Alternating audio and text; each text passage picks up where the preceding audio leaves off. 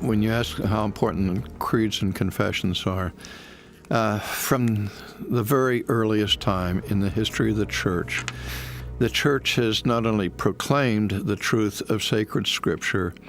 but has had to deal with distortions and radical departures from biblical truth in the appearance and occurrence of multiple heresies that have threatened the church from the very beginning. And one of the earliest creeds, in fact, what is thought to be the very first Christian creed, was the simple statement, Jesus is Lord. And that came out of the context of a loyalty oath that was imposed by the Roman Empire, where Christians were required to say publicly, Kaiser Kyrios, Caesar is Lord. And the Christian church in the first century would be quite willing to render civil obedience as much as they possibly could, but they balked at that statement, Kaiser ho Kyrios, and they said in response to that, Jesus ho Kyrios, Jesus is Lord.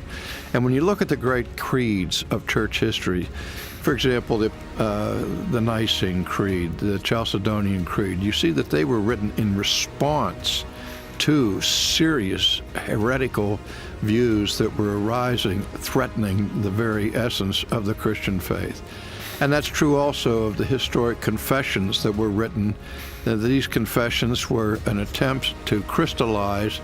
the essence of doctrine found in sacred Scripture, never to be seen as a substitute for Scripture or having authority over the Scripture, but rather to give to us a summary of what Christians believe as defined